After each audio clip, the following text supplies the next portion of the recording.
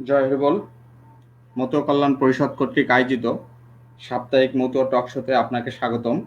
আপনারা দীর্ঘ এক সপ্তাহ ধরে অধীর আগ্রহে বসে থাকেন আমাদের এই আলোচনা শোনার জন্য। আমরা ধারাবাহিকভাবে প্রায় দীর্ঘ 6 মাস ধরে চালিয়ে আসছি আমাদের এই প্রোগ্রামটি। আমরা চেষ্টা করছি প্রতি সপ্তাহের ন্যায় নিত্য নতুন বিষয় নিয়ে নিত্য নতুন ব্যক্তিকে আপনাদের সামনে উপস্থাপন করার জন্য, এবং আমরা চেষ্টা করছি বিশিষ্ট ব্যক্তিদের মতামত এবং আলোচনা আপনাদের সামনে তুলে ধরার জন্য। আমরা চেষ্টা করছি ভারত, বাংলাদেশ তথা পৃথিবীর বুকে যে যেখানে আছেন মতুয়া গবেষক, লেখক, তাদের বিভিন্ন মতামত শোনার জন্য বা আপনাদের শোনানোর জন্য আমরা চেষ্টা করছি আমাদের এই মতুয়া কল্যাণ পরিষদের পক্ষ থেকে। তারই ধারাবাহিকতায় আপনাদের সামনে আজ আমরা এমন একজন বিশিষ্ট ব্যক্তিকে হাজির করতে পেরেছি। তার উপস্থিতির মাধ্যমে আমাদের মতুয়া কল্যাণ পরিষদ আজ ধন্য এবং আনন্দিত এবং গৌরবান্বিত। সেই সাথে সাথে আমরা তার কাছ থেকে জানবো, আপনারা দেখেছেন ইতিমধ্যে আমরা জানিয়েছি আপনাদের যে আজকের আলোচনার বিষয়টি কি হবে। আমরা বলেছি ঊনবিংশ শতাব্দীতে নবজাগরণে পূর্ণব্রহ্ম শ্রী শ্রী হরিচাঁদ ঠাকুর ও মুক্তিবারিধি গুরুচাঁদ ঠাকুরের যে অবদান, সেই অবদান বিষয়ে আলোচনা করবেন আমাদের সকলেরই পূজনীয় এবং শ্রদ্ধেয়। এবং আমরা এই ব্যক্তিকে প্রত্যেকেই, যারা মতুয়া সমাজের, মতুয়া ধর্মের, মতুয়া মতের, আমরা প্রত্যেকেই চিনি। আমাদের মতুয়া জগতের এক উজ্জ্বল নক্ষত্র ডক্টর বিরাট কুমার বৈরাগ্য মহোদয়, তিনি আজ আমাদের ভারত থেকে আমাদের সাথে যুক্ত হয়েছেন। তিনি আপনাদের এই বিষয়ে, অর্থাৎ আজকের যে আলোচনার বিষয় ঊনবিংশ শতাব্দীতে নবজাগরণে পূর্ণব্রহ্ম শ্রী শ্রী হরিচাঁদ ঠাকুর ও মুক্তিবারিধি গুরুচাঁদ ঠাকুরের অবদান সম্পর্কে আলোচনা করবেন। কিন্তু তার আগে যে কথা না বললেই নয়, তিনি শুধু আজকের আলোচক নয়, এর পিছনে ওনার এক বিরাট ঐতিহাসিক জীবন রয়েছে, যে জীবন হচ্ছে আমাদের মতুয়া বিষয় নিয়ে গবেষণা, লেখা লেখি এবং আলোচনা। আমরা জানি তিনি সারা বাংলাদেশ তথা ভারতে মতুয়াদের যে কোনো অনুষ্ঠান, আলোচনা সভায় তিনি সাগ্রহে উপস্থিত থাকেন এবং মতুয়াদের অনুপ্রাণিত করেন এবং আমাদের বিভিন্ন নতুন নতুন বিষয়ে আমাদের উপদেশ দিয়ে থাকেন। আমরা ইতিমধ্যে তার অনেক লেখা বই পেয়েছি, বইয়ের নামগুলো একটু জানিয়ে দিতে চাই। সে বইয়ের নাম হচ্ছে নকুল কুমার বিশ্বাস জীবন ও সাহিত্য, মতুয়া সাময়িক পত্র পত্রিকা, মতুয়া স্মরণিকের ইতিহাস, হরিযাত্রা ও মতুয়া নাট্য ইতিহাস, নাট্য সাহিত্যের ইতিহাস, মতুয়া সাহিত্য পরিক্রমা। এছাড়াও অনেক বই রয়েছেন এবং আমরা ইতিমধ্যে জানতে পেরেছি তিনি মতুয়াদের মানে ইতিহাস নিয়ে এবং মতুয়া সম্পর্কিত একটি বই প্রকাশ করতে যাচ্ছেন। সেই বই লেখা নিয়েই তিনি মহাব্যস্ত রয়েছেন এবং ব্যস্ততার মাঝে আমাদের অনুরোধে এবং স্যারের ঐকান্তিক ইচ্ছায় আজ আমাদের সাথে যুক্ত হয়েছেন।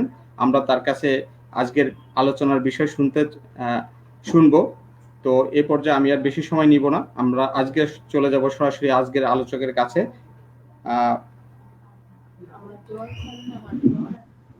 ডক্টর বিরাট কুমার বৈরাগ্য মহোদয়, আপনি কি আমার কথা শুনতে পাচ্ছেন? আপনার কথা আমি শুনতে পাচ্ছি এবং শুনেছি সবগুলো। আচ্ছা, আমরা এখন আপনি কি আমার কথা শুনতে পাচ্ছেন? আচ্ছা, আমি শুনতে পাচ্ছি। আমরা চলে যাব এখন আপনার আলোচনায় এবং আপনার কাছ থেকে আমরা যে আজকের আলোচনার বিষয়, সেই আলোচনার বিষয়ে আপনার কাছ থেকে পূর্ণাঙ্গ একটা তথ্য জানতে চাই। হ্যাঁ, সকলকে আমার নমস্কার। এখানে দীর্ঘ কয়েক মাস ধরে আমাদের তাপস বাবুর উদ্যোগে এবং মতুয়া কল্যাণ পরিষদের প্রচেষ্টায় এই যে আলোচনা সভা চলছে, সেই আলোচনা সভায় আমি দেখেছি যে আমাদের শ্রদ্ধেয় সুধাংশু শেখর মালাকার, শ্রদ্ধেয় স্বপন বিশ্বাস, শ্রদ্ধেয়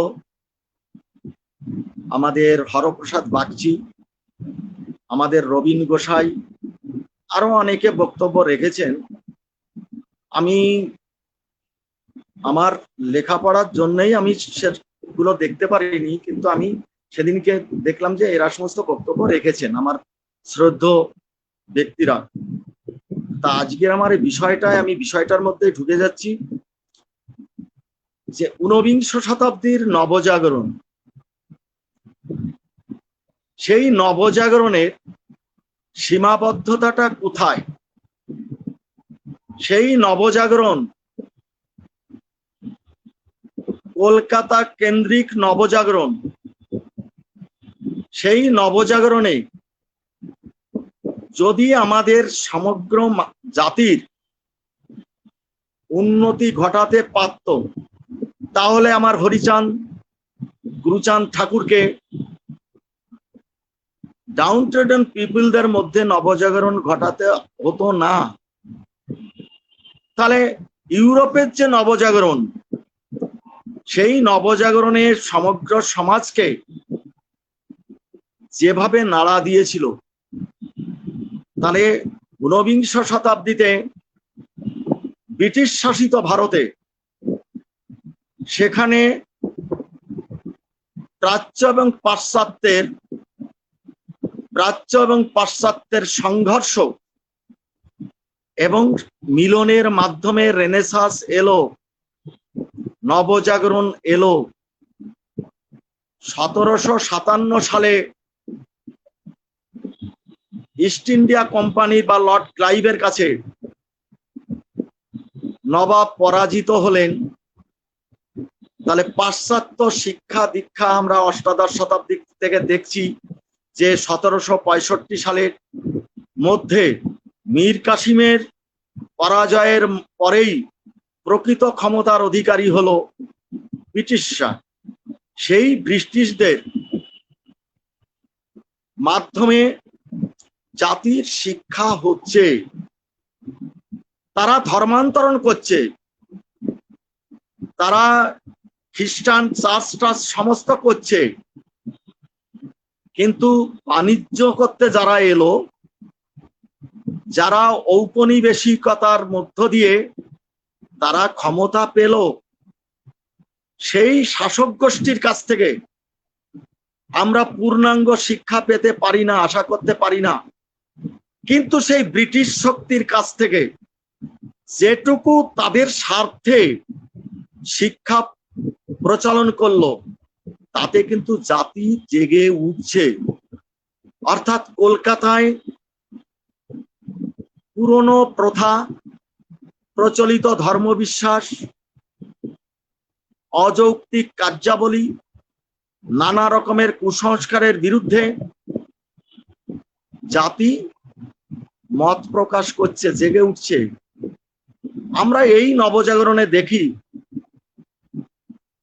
ইয়ং বেঙ্গলদের একটা অবদান।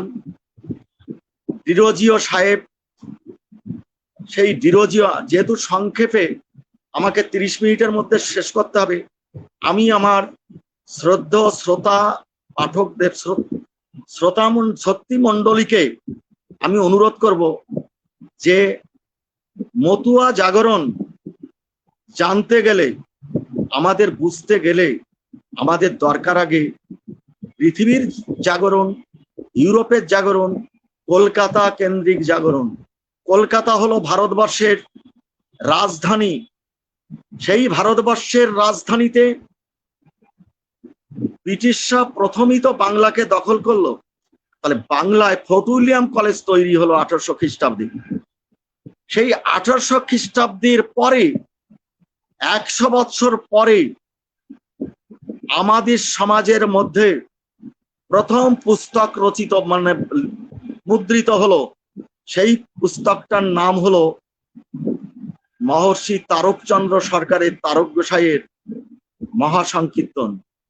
তাহলে 1900 খ্রিস্টাব্দ আর 1800 খ্রিস্টাব্দ, 1800 খ্রিস্টাব্দের মধ্যে আমাদের কলকাতায় যারা আন্দোলন করছেন, ডিরোজিও সাহেবের ইয়ং বেঙ্গলদের গ্রুপ,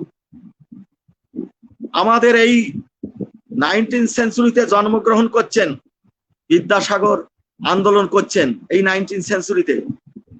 আমাদের এই 19th সেঞ্চুরিতে বঙ্কিমচন্দ্র, শিবনাথ শাস্ত্রী, অক্ষয় কুমার দত্ত, দেবেন্দ্রনাথ ঠাকুর, রাজা রামমোহন রায়, এরা আন্দোলন করছে। একটা হলো ব্রাহ্ম মুভমেন্ট, তারা সংস্কার আন্দোলন করছে। আর একটা হলো ইয়ং বেঙ্গলদের গ্রুপ, তারা আন্দোলন করছে যে পুরনো প্রথা ছেড়ে, তারা সমস্ত পইতে ছেড়ে নতুন চেতনায় উদ্বুদ্ধ হয়ে উদ্ভাসিত হয়ে তারা সমস্ত এগিয়ে যাচ্ছে। আমরা দেখতে পাচ্ছি যে কলকাতায়, কিন্তু সেই কলকাতায় যে সংস্কার কাজগুলো হলো, রামমোহন সতীদাহ প্রথা নিবারণ করলেন। তাহলে রামমোহন সতীদাহ প্রথা নিবারণ করলেন। আমাদের যে সমাজের মধ্যে সতীদাহ প্রথা ছিল, সেই সতীদাহ প্রথা কিন্তু ছিল মাত্র 5% মানুষের মধ্যে। আমি যদি একটা তথ্য দিই, 1931 সালের সেন্সাস রিপোর্টের, সেখানে দেখুন আমাদের বাংলাদেশে মানে নরেশচন্দ্র চট্টোপাধ্যায় তিনি তার গ্রন্থে জাতিকথা গ্রন্থে লিখছেন, আমাদের বাংলাদেশে বিশেষত পূর্ববঙ্গে সংখ্যা হিসাবে হিন্দুর মধ্যে নমশূদ্রদের স্থান অনেক উপরে। কোন কোন স্থানে হিন্দুর 4 ভাগের 3 ভাগ ইহারা।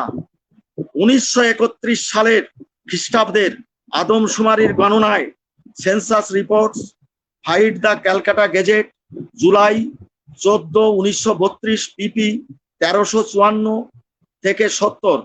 ফরিদপুরের নমশূদ্র সংখ্যা 4,27,698, আর ফরিদপুরের ব্রাহ্মণ 45,000, কায়স্থ 45,000, বৌদ্ধ মাত্র 5,000।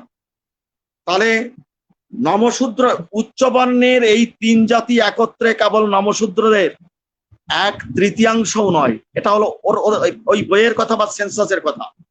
তাহলে এই সংখ্যাগরিষ্ঠ জাতির এর সঙ্গে আরো, তাহলে ওদের উন্নতি হলো কার সঙ্গে? ব্রাহ্মণ, কায়স্থ, বৌদ্ধি, এই 3টের মধ্যে ছিল সতীদাহ প্রথা। কুলীন বৌদ্ধ, কুলীন কায়স্থ, কুলীন ব্রাহ্মণ। মানে ব্রাহ্মণিকাল সিস্টেম কেমন করে ব্রাহ্মণকেও ঘৃণিত করে রেখেছে, কায়স্থকেও ঘৃণিত করে রেখেছে, বৌদ্ধকেও ঘৃণিত করে রেখেছে। ঘোষবজ, গুহমিত্তির আর দত্ত সেন এরা হলো পচা। ব্রাহ্মণ, ভাদুড়ি, ভট্টাচার্য এরা হলো পতিত ব্রাহ্মণ, কেউ 14টা ব্রাহ্মণ, অধিকারী ব্রাহ্মণ, আচার্যী ব্রাহ্মণ, পতিত ব্রাহ্মণ, ওই নমর ব্রাহ্মণ, অমুকের ব্রাহ্মণ। অর্থাৎ ব্রাহ্মণ যে সিস্টেম শুধু সমগ্র সমাজকে যে হত্যা করে, অস্পৃশ্য করে রাখে। শুধুমাত্র নমশূদ্র নয়, জল ছিল, জল অচল ছিল, গোয়ালারা ছিল, মাইশ্বরা ছিল। আমার কাছে ডকুমেন্ট আছে কত সালে।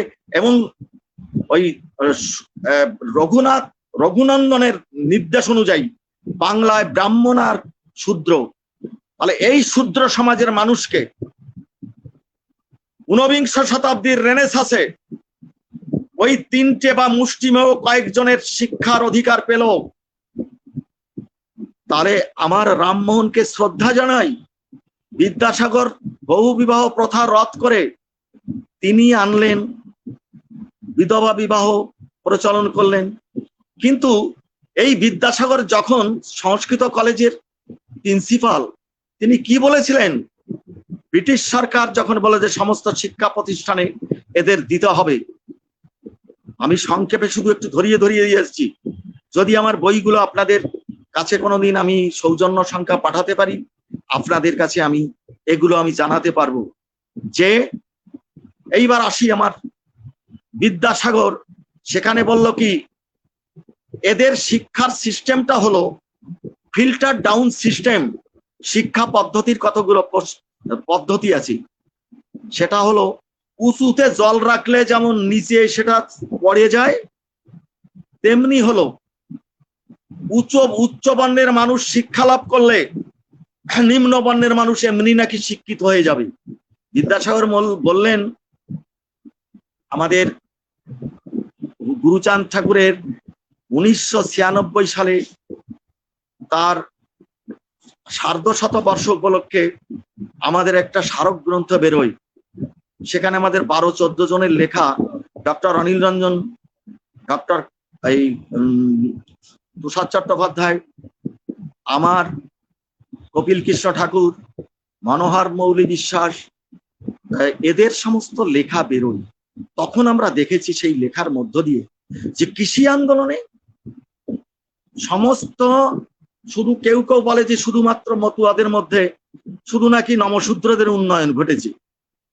সারা পৃথিবীর মানুষ, মানব সভ্যতার উপকারে লাগে মতুয়া আন্দোলনের বিষয়।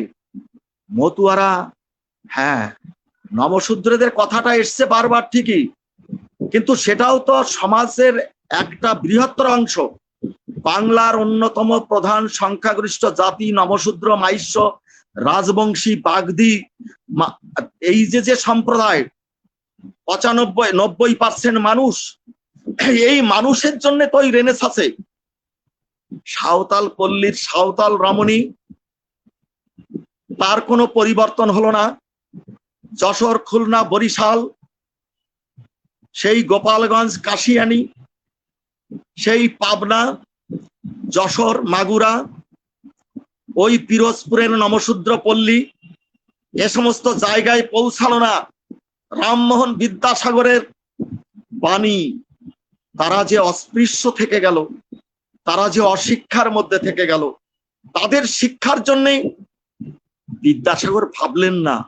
তাই গুরুচাঁদ ঠাকুরকে গণশিক্ষার কাজ করতে হয়েছিল। এরা গণশিক্ষা দেয়নি। তাই রামমোহন বিদ্যাসাগর আমাদের নমস্য হলেও আজকে হইল প্রভাত বিংশ শতাব্দীর নবচেতনায় ওঠো ওঠো বীর। নতুন চেতনায় আমরা জেগে উঠলাম হরিচাঁদ গুরুচাঁদের আন্দোলনের ফলে। রামমোহন বিদ্যাসাগর আমার নমস্য, সবার নমস্য। কিন্তু আজকে একবিংশ শতাব্দীতে দাঁড়িয়ে আমাদের বলতে হয়, জবাব চাইতে হয়, হে রামমোহন, তুমি তোমার সম্প্রদায়ের জন্য কাজ করেছ। হে বিদ্যাসাগর, তুমি তোমার সম্প্রদায়ের জন্য কাজ করেছ। তুমি শিক্ষার জন্য অ্যাপ্লাই করেছিলেন কায়স্থরা, শিক্ষার জন্য অ্যাপ্লাই করেছিলেন সুবর্ণ বণিকরা। আপনার কমিটি, আপনারা কি বললেন? বললেন যে ওই সুবর্ণ বণিক জাতপাতের বিচারে নিম্ন পর্যায়ে আছে, ওদের ঢুকলে শিক্ষার মান মর্যাদা নষ্ট হবে। কায়স্থদের, উচ্চ কায়স্থদের দিতে পারি, তাহলে যারা উচ্চবর্ণ বলে কথিত তাদেরই প্রবেশ অধিকার দিচ্ছেন না। আর হিন্দু সমাজের মধ্যে শূদ্র থেকেও নিচে অস্পৃশ্য বলে কথিত, চণ্ডাল বলে নিন্দিত, ছোট জাত বলে নিন্দিত, তাদের জন্য তোমার প্রাণ কাঁদলো না, তাদের জন্য তুমি কিছু করলে না। তাই তো আমার ঊনবিংশ শতাব্দীর ভারতের পূর্বাংশে সেই যে গগনে উদিত হলো সূর্য, সেই সূর্যের নাম হরিচাঁদ, সেই সূর্যের নাম গুরুচাঁদ। আমরা গুরুচাঁদ হরিচাঁদের ফসল, তাই তো আমরা তাকে শ্রদ্ধা করি। তাদের মাধ্যমে এই গণজাগরণ ঘটলো। তোমরা ডেভিড হেয়ারকে দিয়ে, বেতুল সাহেবকে দিয়ে বড় ইংরেজদের ধরে শিক্ষা প্রতিষ্ঠান করলে, তোমাদের সমাজ সংস্কার হলো।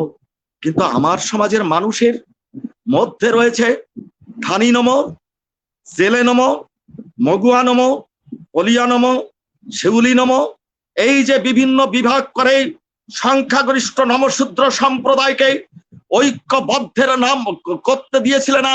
সেখানেও গুরুচাঁদ ঠাকুর চেতনা নমশূদ্রদের ঐক্যবদ্ধ করলেন।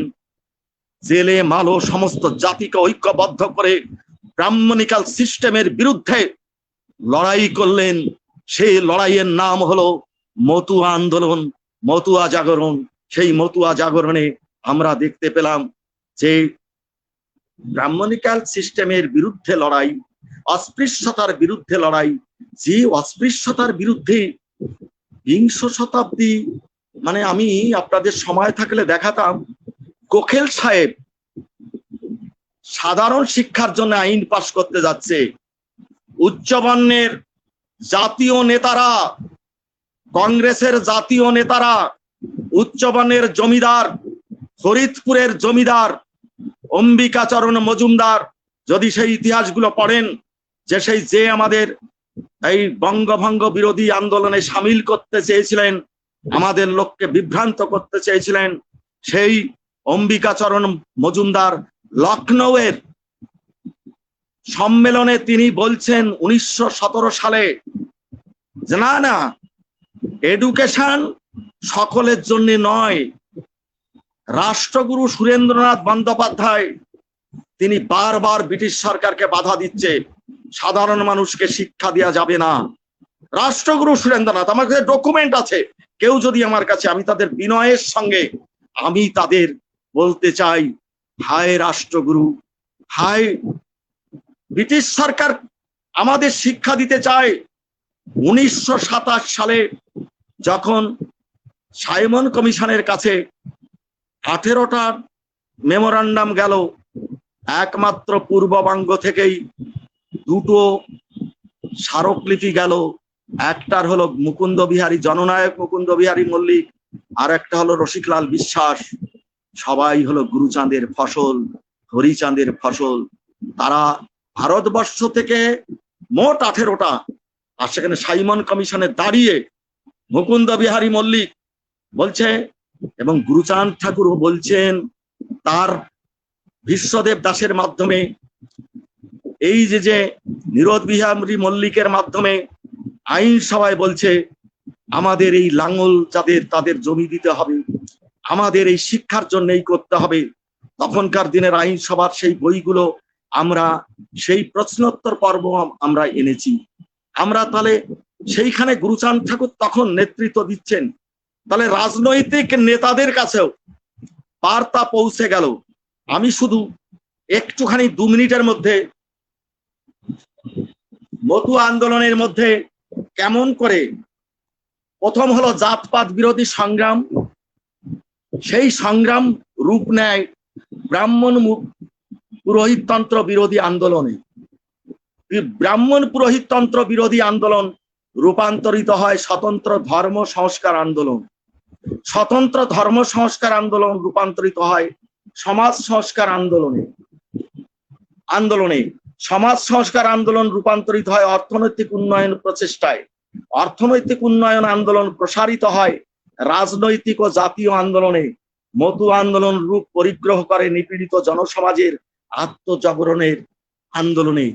তাহলে আমাদের ধাপে ধাপে প্রথম নমশূদ্র সমাজকে ঐক্যবদ্ধ করলেন, সেই নমশূদ্র সমাজকে ঐক্যবদ্ধ করে ধাপে ধাপে সমস্ত বর্ণকে, নিপীড়িত মানুষকে নিয়ে যে আন্দোলনটা করলেন, ওই রামমোহন, হে বিদ্যাসাগর, হে বিবেকানন্দ শূদ্রদের জাগরণের কথা বলেছেন। শূদ্রদের বলছেন যে বলো চণ্ডাল ভারতবাসী আমার ভাই, বলো মূর্খ ভারতবাসী আমার ভাই, বলো দরিদ্র ভারতবাসী আমার ভাই।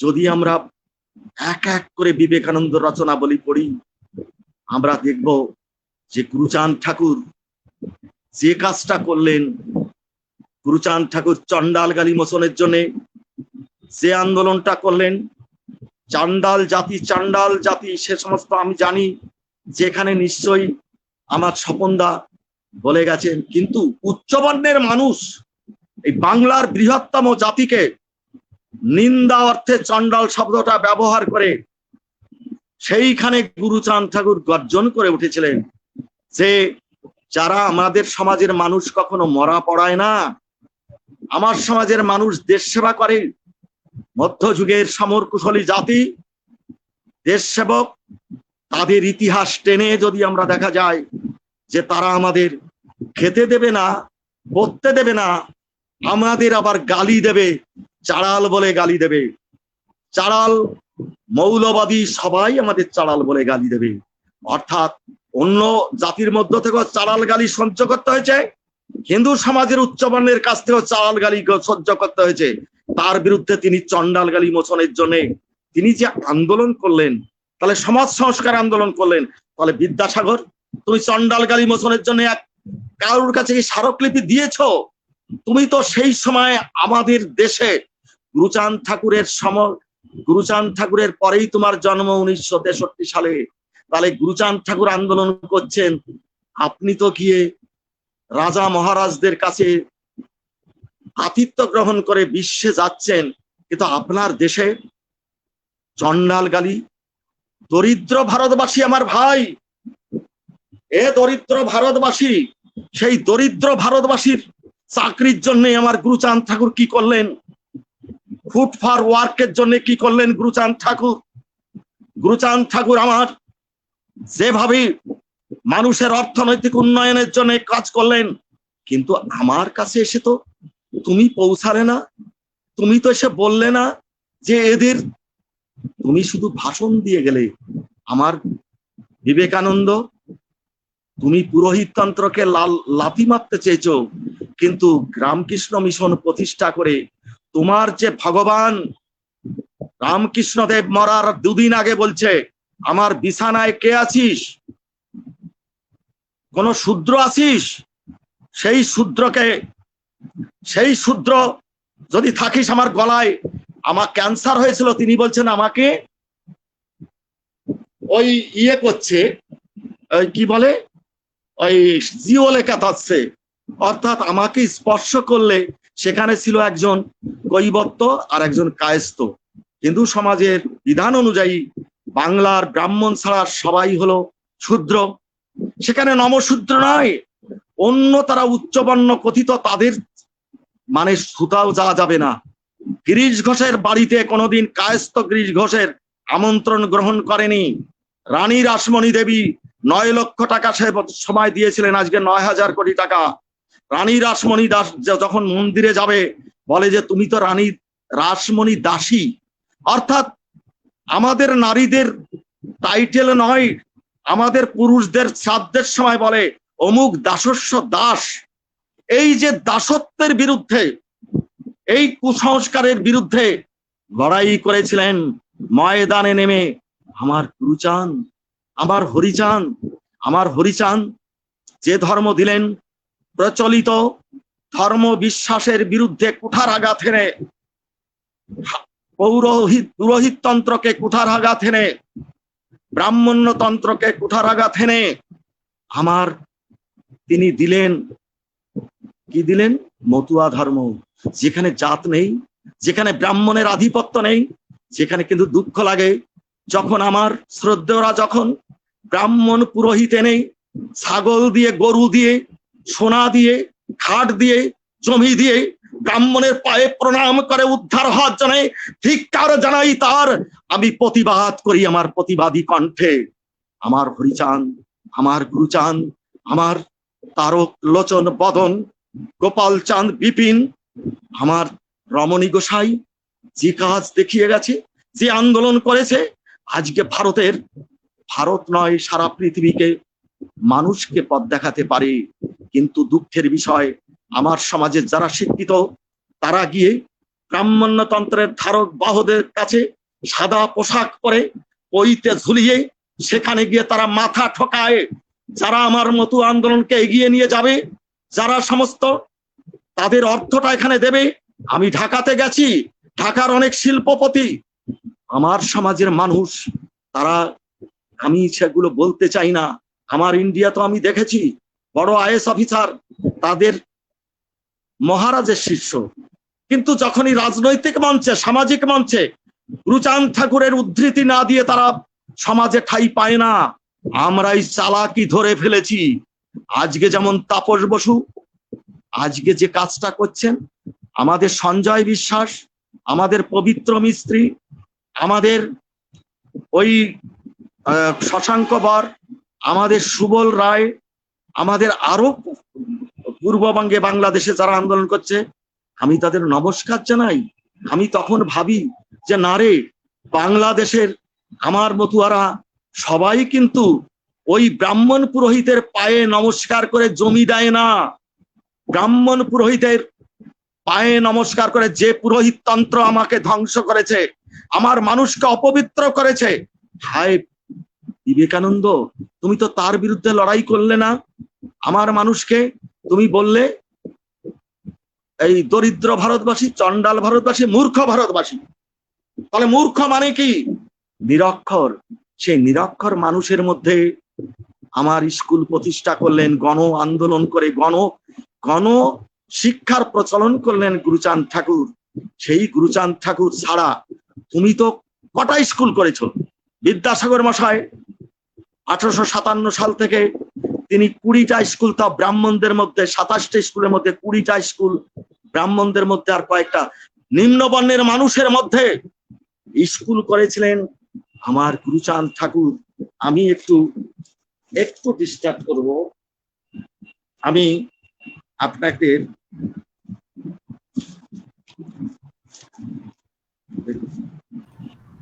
আপনার কিন্তু সময় বাড়াই দেওয়া হচ্ছে, কারণ আজকের দর্শক শ্রোতা অনেকেই অনুরোধ জানাচ্ছে আপনার আলোচনার সময় যেন বাড়িয়ে দেওয়া হয়।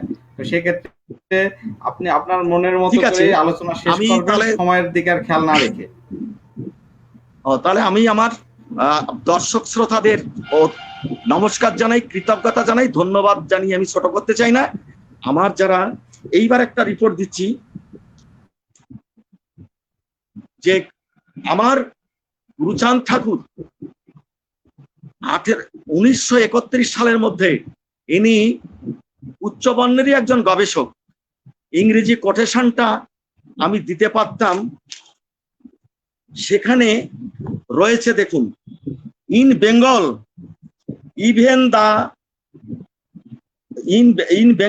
Even the depressed class pupils found no difficulty in securing admission to common schools during 1931. There existed 569 special schools for the backward class in presidency division, মানে কলকাতাকে নিয়ে 246 special schools for the Santals in the Bardwan division and 1067 schools exclusively meant for the Namashudra children in Dhaka division. এটা উড়িষ্যার থেকে ইংরেজিতে এই বইটা বেরিয়েছে। তাহলে আমার গুরুচাঁদ ঠাকুর শিক্ষার জন্য আর কি বললেন জানেন? আমি আপনাদের রবীন্দ্রনাথের, আমি আমার এই বইটা দেখাচ্ছি। এই বইয়ের মধ্যে ভাববেন না কেউ আমি প্রচার করছি আমার বইয়ের, সে ধৃষ্টতা আমার নেই। আমার সমাজের এখানে রবীন্দ্রনাথ লিখছেন, রবীন্দ্রনাথ ঠাকুর ঢাকার জগন্নাথ ইন্টারমিডিয়েট কলেজে ভাষণ দিয়েছিলেন। দেশ হিতের জন্য কি করণীয়, তার পরিকল্পনায় হিন্দুদের কি করা উচিত, সেই বিষয়ে জগন্নাথ কলেজে কবি সংবেদনশীল বক্তব্য রেখেছিলেন। তিনি জানতেন অস্পৃশ্যতা দিয়ে সমাজ নমশূদ্রদের দূরে ঠেলে দিয়েছে, তাই কবি সেখানে বললেন, কবির কোটেশন এটা হলো ঢাকায় প্রধান অতিথি রবীন্দ্রনাথ ঠাকুরের বক্তৃতা, গ্রাম সংগঠনেই জাতির মুক্তি, নমশূদ্র সমাজের প্রতি কর্তব্য। প্রবন্ধটার নাম ফেব্রুয়ারি 11, 1926 সাল, 28 মাঘ 1332 বঙ্গাব্দ। তিনি কি বলছেন? নমশূদ্রদের প্রতি উপেক্ষা প্রদর্শন করিয়া হিন্দুরা দুর্বল হইতেছে। নমশূদ্র সমাজ হিন্দু জাতির একটি প্রয়োজনীয় সংখ্যাগরিষ্ঠ অংশ, এই কথা মনে করিয়া তাহাদের প্রতি সহানুভূতি পরায়ণ হওয়া হিন্দু সমাজের কর্তব্য। উপসংহারে কবি বললেন, আপনারা সকলেই দেশের প্রতি আপনাদের যে কর্তব্য রহিয়াছে, সাধুতা ও আন্তরিকতার সহিত সেই কর্তব্য উদযাপন করিতে চেষ্টিত হউন। তাহা হইলে দেশের মুক্তির পথ প্রশস্ত হইবে। কবি রবীন্দ্রনাথ ঠাকুর 1913 সালে তিনি নোবেল পুরস্কার পেলেন। আর নোবেল পুরস্কার পেলে এশিয়ার মধ্যে তাকে নিয়ে যে টানাটানি, এত জাতির সম্মেলন হয়েছে, আমি দেখিয়েছি, কায়স্থদের সম্মেলন হয়েছে, সুবর্ণ বণিকদের সম্মেলন হয়েছে, কিন্তু রবীন্দ্রনাথ কোনো সম্মেলনে যায়নি। ঢাকার ওইখানে গিয়ে তিনি এই বক্তৃতাটা করলেন, তার পরের দিন চলে গেলেন, তারপরের দিনই চলে গেলেন কুমিল্লায়, কুমিল্লার নমশূদ্র সম্মেলনে। সেখানে গিয়ে গুরুচাঁদ ঠাকুর রবীন্দ্রনাথ ঠাকুর সেখানে গিয়ে প্রধান অতিথির ভাষণ দিচ্ছেন, নমশূদ্রদের উন্নয়নে কি কি কাজ করা দরকার। তাহলে কুমিল্লা, ময়মনসিংহের নমশূদ্ররা রবীন্দ্রনাথের কাছে পৌঁছে গেল।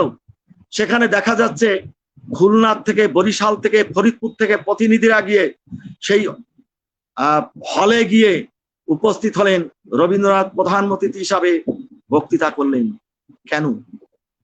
তা সত্ত্বেও রবীন্দ্রনাথ, তাহলে নমশূদ্র জাতির 1806 সালে ইস্ট ইন্ডিয়া কোম্পানি অধিকার করলো জগন্নাথের মন্দির। জগন্নাথ মন্দিরের পুরোহিতরা বললেন, আপনাদের জন্যই আমরা স্বপ্নে দেখেছি যে ব্রিটিশরা আমাদের শাসন করবে, মানে সমর্পণ করলো।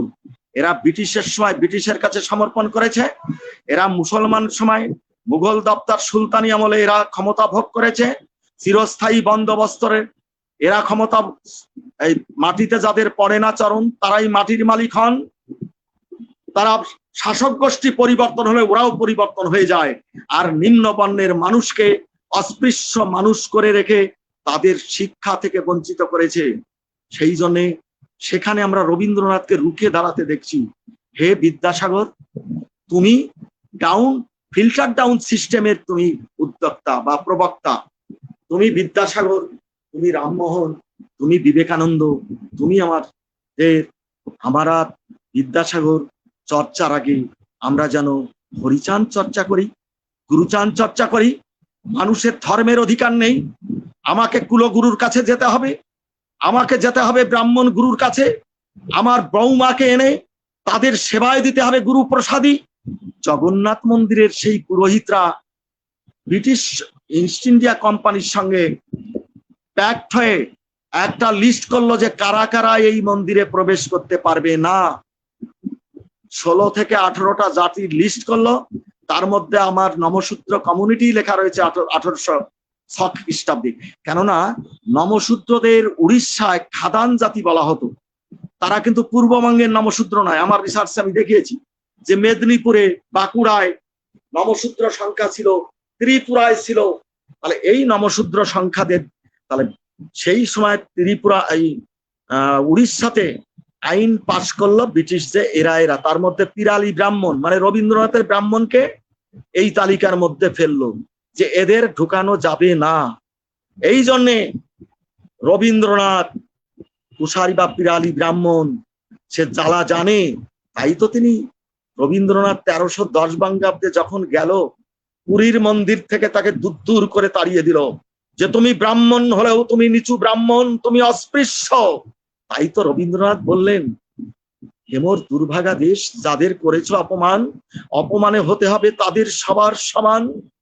রবীন্দ্রনাথের কাছেও মতুয়া আন্দোলনের বিষয় চলে গেছিল, নমশূদ্র আন্দোলনের কথাও গেছিল নয়। তাই তো সেই পুরীর কথা স্মরণ করে আমার সিদ্ধান্ত যে সেই 1310 বঙ্গাব্দের কথা স্মরণ করে আর 1806 সালের যে আইন ওরা করলো সেইগুলো জেনেই নমশূদ্র কমিউনিটির পাশে এসে দাঁড়ালেন যে ব্রিটিশ, মানে আমার হরিচাঁদ, আমার গুরুচাঁদ একদিকে ধর্মতত্ত্ব, একটা রেনেসাঁস হতে গেলে ওরা যেমন ব্রাহ্ম মুভমেন্ট করছে, ব্রাহ্ম মুভমেন্টে ওই উত্তর মধ্য ভারত থেকে, আর্যাবর্ত থেকে 5 জন ব্রাহ্মণ এনে বেদ পাঠ করা হতো রামমোহনের যুগে। অর্থাৎ বাংলার ব্রাহ্মণরা খাঁটি ব্রাহ্মণ নয়, আর সেই ব্রাহ্মণদের উপর রামমোহনেরও বিশ্বাস ছিল না। তাহলে সেই রামমোহন, বিদ্যাসাগর আর ইয়ং বেঙ্গলদের এদের কেমন করে ঠেকানো যায়? এলেন চলে নিউ হিন্দু মুভমেন্টের নেতা আমাদের রামকৃষ্ণদেব। যে রামকৃষ্ণদেব বলছে মতুয়ার গো, আমরা এখানে আমার গবেষণার মধ্যে দেখিয়েছি, মতুয়ার গো বলতে তিনি কি বোঝাতে চেয়েছেন? গো বলতে বোঝাচ্ছেন মতুয়ারা প্রচলিত ধর্ম বিশ্বাস করে না। হ্যাঁ, পতুয়ারা তো প্রচলিত ধর্ম বিশ্বাস করে না, ব্রাহ্মণ পুরোহিত বিশ্বাস করে না। যে মতুয়া গলায় আচার মালা নিয়ে, যে মতুয়া ব্রাহ্মণ পুরোহিতের পায়ে তেল মাখায়, সে মতুয়া হতে পারে না, সে হরিচাঁদ গুরুচাঁদের অনুসারী হতে পারে না। তার জন্যই তো শ্রদ্ধা করি আমার বাগচি বাবুকে, হরপ্রসাদ বাগচিকে, শ্রদ্ধা করি প্রণব বাবুকে, শ্রদ্ধা করি আমি আমার ডাক্তার সুধাংশু শেখর মালাকারকে, আমি আমার ভালোবাসি আমার সঞ্জয় বাবুকে, ভালোবাসি আমাদের তাপস বাবুকে আজকেই দেখা হলো। আমি তাই আমার কথাগুলোই বলে যাচ্ছি যে 1900 যে আমার মানুষকে যে তত্ত্ব দিলেন, শুধু আমার মানুষ কেন, আজকে এইডস রোগে এখানে যদি সুধাংশু বাবু থাকেন, ডাক্তার মানুষ যারা জানা শুনছেন, বহুগামিতার ফলে এইডস হয়। আজকে চেন্নাইতে একটা জায়গা আমার গবেষণায় দেখিয়েছি, সেই জায়গাটায় ব্রিটিশ পিরিয়ডে যত মেয়েদের সিভিলিস্টিস বা পুরুষদের হতো, কেন হতো? ব্রিটিশের কোল অঙ্ক সাইনি হতো উচ্চ বর্ণের মহিলারা। আর আমাদের কি বলল? গেটা সাহেবের কাছে কি রিপোর্ট দিয়েছিল? চাড়াল চাং চন্ডাল এতখানি যেটা লিখে দিয়েছিল এই গেটে সাহেবের কাছে মহেশরত্ন বাবু, সেখানে ইংরেজিতে লেখা, সেখানে বলছে এই নমশূদ্র, এই যে চাড়াল, এদের মেয়েরা সতীত্ব নেই। আমার মানুষ কি 100টা বিয়ে করত? আমার মানুষ, আমার হরিচাঁদ বললেন বহু বিবাহ প্রথার বিরুদ্ধে এক নারী ব্রহ্মচারী সচ্চরিত্র রবে, লয়ে নিজ নারী ব্রহ্মচারী সচ্চরিত্র রবে। আর তোমরা 80 বৎসরের বয়সে বিয়ে করেছো। 1908 সালে আমি যেটা পেয়েছি নদিয়া গেজেট থেকে, খুলনা যশোরের গেজেট থেকে, 1908 সালে খুলনায় যে সম্মেলন হচ্ছে সেখানে সিএস মিড উপস্থিত ছিলেন। সিএস মিডের সইও দেখছি। সিএস মিড থেকে নমশূদ্ররা যে ডিসিশন গুলো নিয়েছিল যে তাদের সমাজ সংস্কারে, যে তাদের বলছে 16 বছরের ছেলে আর 12 বছরের মেয়ের নিচেই বিয়ে হলে সে বিয়ে অবৈধ হবে। অর্থাৎ আমরা এখন যেমন 21 বছরের ছেলে আর 18 বছরের মেয়ে, আমাদের সেই সময় হলো 5 বছরের মেয়ের সঙ্গে বিয়ে হতো 80 বছরের সঙ্গে। তাহলে 100টা বিয়ে করলে শেষ বয়সে আপনারা, যেহেতু সমস্ত বোদ্ধা, শরৎচন্দ্রের বামুনের মেয়ে উপন্যাসটা পড়বেন, লাস্ট পর্যন্ত বামুনের মেয়ে নয়, সেটা হলো নাপিতের মেয়ে। অর্থাৎ সে বামুনের মেয়ে উপন্যাস। শরৎচন্দ্রকে নমস্কার জানাই, শিবরাম চক্রবর্তীকে নমস্কার জানাই, তাদের সমাজের বিষয়টা সেখানে তুলে ধরেছেন। আমাদের সাহিত্যিকরাও, আমাদের লেখকরাও, আমাদের সমাজের এই যে তারা তুলে ধরছেন আমার গুরুচাঁদ চরিত, আমার দলিল, আমার হরিলীলামৃত দলিল, আমার গুরুচাঁদ চরিত্র সুধা দলিল, গুরুচাঁদ আমার সোনার মানুষ গোপাল সাধু দলিল, আমার ধর্মের অধিকার যে দিল, আমার শিক্ষার অধিকার যে দিল, আমার সাহিত্য সংস্কৃতির অধিকার দিল। তাহলে রেনেসাঁসের যে যুক্তিবাদ, রেনেসাঁস যে নতুন ধর্মে উদ্বুদ্ধ করা, কুসংস্কার মুক্ত করে, রেনেসাঁসে হলো প্রগতির কথা। তাহলে প্রগতির কথা তো আমরা কার কাছ থেকে শুনলাম? যুক্তিবাদের কথা কার কাছে শুনলাম? কার কাছ থেকে শুনলাম যে পুরোহিততন্ত্রের বিরুদ্ধে তোমাকে থাকতে হবে? আমার হরিচাঁদ, আমার গুরুচাঁদ। তাই বহু ভোগের পরে আমার হরিচাঁদ ঠাকুর বললেন এক নারী ব্রহ্মচারী। এইটা যদি সারা পৃথিবীর মানুষ গ্রহণ করে, সেখানে কি বলা হচ্ছে শুধুমাত্র নমশূদ্ররাই এটা ভোগ করবে, এটা পালন করবে? জীবে দয়া নামে রুচি মানুষেতে নিষ্ঠা, ইহা ছাড়া আর জাতি আর সব ক্রিয়া ভ্রষ্টা। তাহলে এই যে মানুষকেই শুধু ভালোবাসা নয়, বৈষ্ণব ধর্মে বলছে বৈষ্ণবে নিষ্ঠা। এটা যদি পড়েন, নারী হিজড়ে পুরুষ খোঁজা, তবে হবে মতুয়া ভজা, সাধনা দেবী তারক গোসাই। যদি সাধন তত্ত্বের যদি দেখতে হয়, মতুয়া সাধনের মধ্য দিয়ে, দ্বাদশ আজ্ঞা পালনের মধ্য দিয়ে, সপ্তম নিষেধাজ্ঞা পালনের মধ্য দিয়ে মানুষকে যে লোকোত্তর প্রতিভায় পৌঁছে দেয়, মানুষকে যে প্রকৃত মানুষে পৌঁছে দেয়, সেই ধর্মের তত্ত্ব আমার হরিচাঁদ, আমার গুরুচাঁদ জানালেন। আমার তাহলে মুক্তির, তাহলে যে 19th সেঞ্চুরিতে যে আপনারা এই 19th সেঞ্চুরির সীমাবদ্ধতা তাহলে সাঁওতাল পরগনায় পৌঁছালো না। গুরুচাঁদ ঠাকুরের আন্দোলনের ফলেই সাঁওতাল পরগনাও এতগুলো স্কুল হলো, প্রেসিডেন্সি বর্ধমানও হলো। আর ঢাকা ডিভিশনে যশোর, খুলনা, বরিশাল, পাবনা বিভিন্ন জায়গায় 1067টা বিদ্যালয় প্রতিষ্ঠা যে করতে পারেন, পুজিব না সেই দেবতারে, যে আমারে পাঠালো অপমানের অন্ধকারে, যে পুরোহিত তন্ত্র আমাকে অন্ধকারে পাঠিয়েছ, যে ব্রাহ্মণ পুরোহিত আমাকে ঘৃণা করেছ, আমি তোমাদের পূজা করতে পারি না, তোমাকে আমি নমস্কার করতে পারি না, আমি প্রতিবাদ করি, আমি ঘৃণা করি তোমাদের সে সমস্ত লোকে। তাই তো আমরা চিরদিনই কি করলাম, আমরা যদি ইউরোপের দাসত্ব প্রথার বিরুদ্ধে আন্দোলন দেখি, আমেরিকার বিপ্লব যদি দেখি, সেখানে দেখছি কি তারা প্রতিবাদ করছে। আর ব্রাহ্মণ্যতন্ত্রের বিরুদ্ধে আমরা প্রতিবাদ করে না, ব্রাহ্মণ লাথি মারে আর কুষ্ঠরোগী হলো তার সেই অসুখটা। এটা হলো এক মনীষী সেটা বলেছেন যে শূদ্র সমাজের, অস্পৃশ্য সমাজের যদি সমস্ত পবিত্র জীবনযাপন করে তাকে অপবিত্র মনে করা হয়। যদি এই শূদ্র বা এই নমশূদ্র সমাজের মানুষ যদি দেখে যে ব্রাহ্মণের কুষ্ঠ হয়েছে, তবু ব্রাহ্মণের রক্ত গিয়ে তার পায়ে প্রণাম করে, তার কুষ্ঠর ওই রসটা চেটে পুটে খায়, যে আমার বোধহয় পবিত্র হয়ে যাব, তার জন্যই তো এখনো আমাদের সেইটা করতে হচ্ছে, তাদের অজ্ঞানতার জন্যে। তাই জাগরণ শুধুমাত্র ঊনবিংশ শতাব্দী নয়, আমার গুরুচাঁদ ঠাকুর, হরিচাঁদ ঠাকুর ঊনবিংশ শতাব্দীতে জাগরণ যে করে গেছিলেন, এখনো ভারত বাংলাদেশে জাগরণ ঘটছে। যে জাগরণ ঘটাচ্ছে মতুয়া নেতৃবৃন্দ, বাংলাদেশে নেতৃত্ব, ভারতবর্ষের নেতৃবৃন্দ। তাই গুরুচাঁদ ঠাকুরের, হরিচাঁদ ঠাকুরের সেই যে পথ অনুসরণ করে আমাদের এগিয়ে যেতে হবে। আমি আরো যদি আমাকে আর 10 মিনিট সময় দেন, তাহলে আমি আরো একটু ইতিহাসের পৃষ্ঠায় বলতে পারি। আমি তাপস বাবুর কাছে বলছি যে সময় আপনাদের কি, আমি করেছি 10 মিনিট সময় দিলে আমি একটু। অবশ্যই অবশ্যই, সময় না দেওয়ার কোনো কারণ নেই, কারণ এত সুন্দর তথ্যমূলক আলোচনা, দর্শকরা খুব মনোযোগ সহকারে শুনছে। এইবার আপনাদের এই খুলনা সম্মেলনে গৃহীত নিম্নোক্ত সিদ্ধান্তগুলি এর প্রমাণ।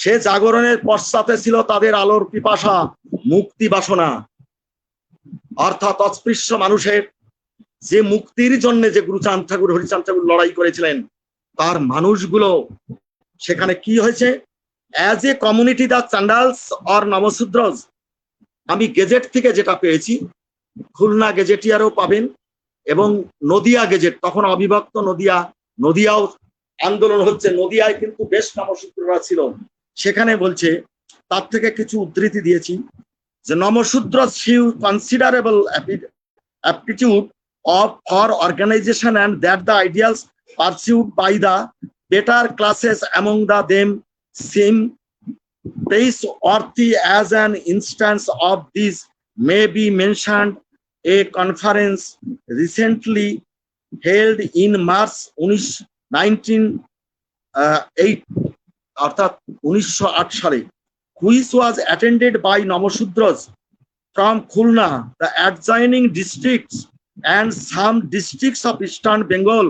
From the published reports, it appears that its subjects were the spread of education, the establishment of a permanent fund, and the removal of social evils.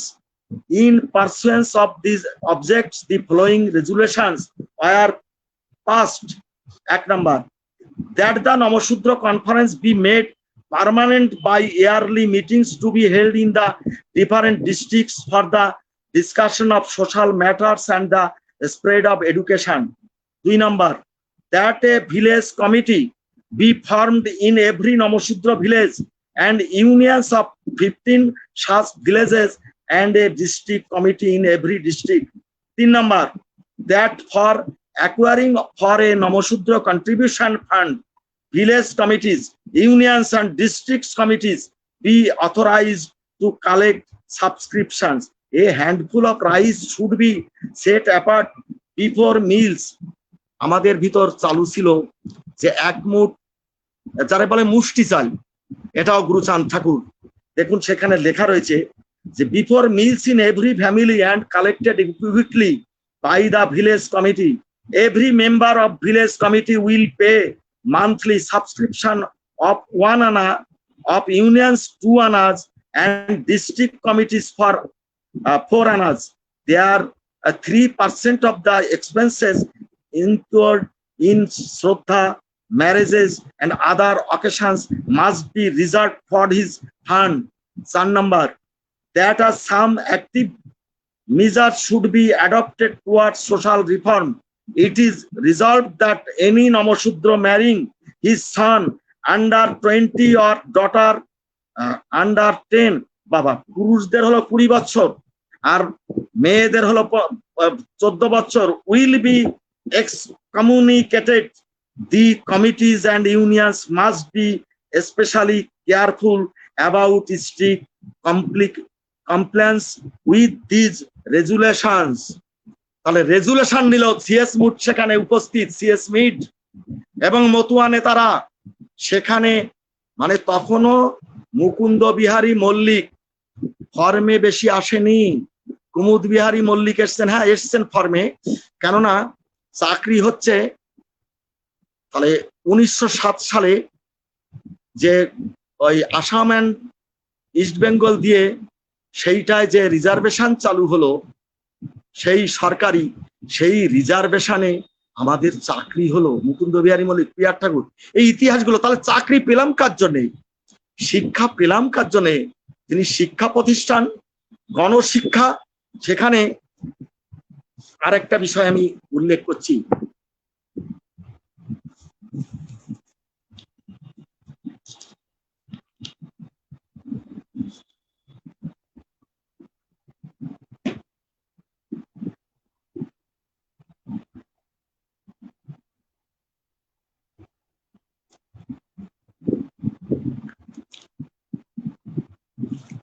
একটুখানি দেখুন, আমি একটু তথ্যটা সব গুছিয়ে রেখেছি, কিন্তু সেখানে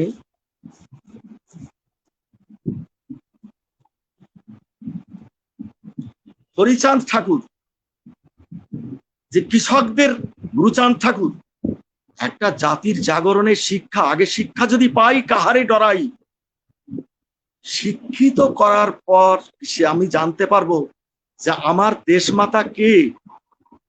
তাহলে বঙ্গভঙ্গ বিরোধী আন্দোলনে, আমাদের বঙ্গভঙ্গ বিরোধী আন্দোলন, আমার এই যে বিদেশি দ্রব্য বর্জন আন্দোলনে, দেখুন গুরুচাঁদ ঠাকুর যেভাবে 1907 সালে নবশূদ্র সুরিত পত্রিকা প্রকাশের মধ্য দিয়ে, সেই পত্রিকার থেকে পাচ্ছি যে গুরুচাঁদ ঠাকুর তার নির্দেশে বরিশালে জমিদাররা আমাদের উপর, আমাদের মহিলাদের ল্যাংটো করে পর্যন্ত, তার জন্য নবশূদ্ররা কি ব্যারিকেড, সেটাই নবশূদ্র সুরিত পত্রিকা থেকে পাচ্ছি।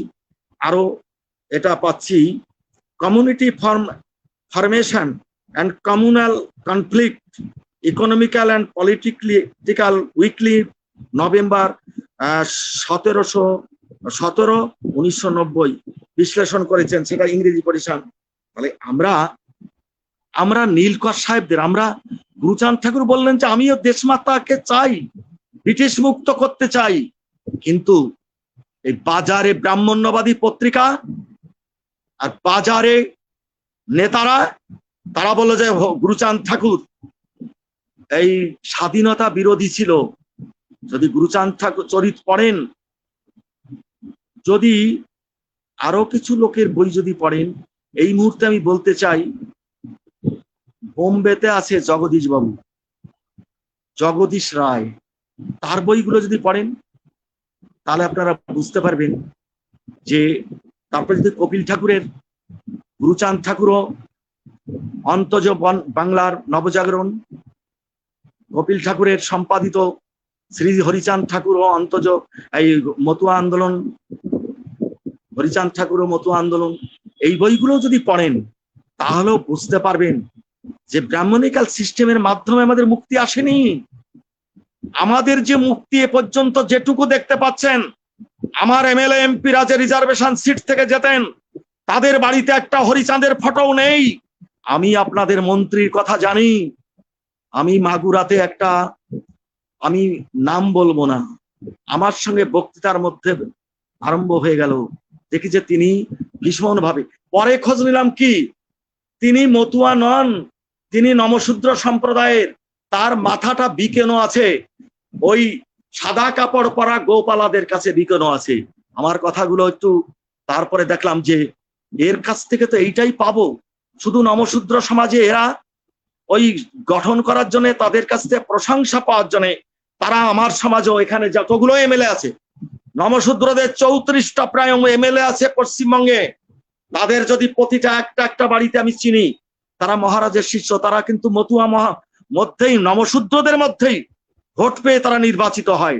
তাই তো 2018 সালের 19শে জুলাই মন্ত্রী পার্থ চ্যাটার্জির কাছে তুলে ধরেছিলাম যে এই এমএলএদের দেখছেন তো, এরা হলো আমাদের সমাজের মধ্যে, তারা মেশে না, এরাও এক একটা, কারণ আমি উচিত কথা বলবো, আমি তো এদের কাছে কিছু পেতে চাইনি।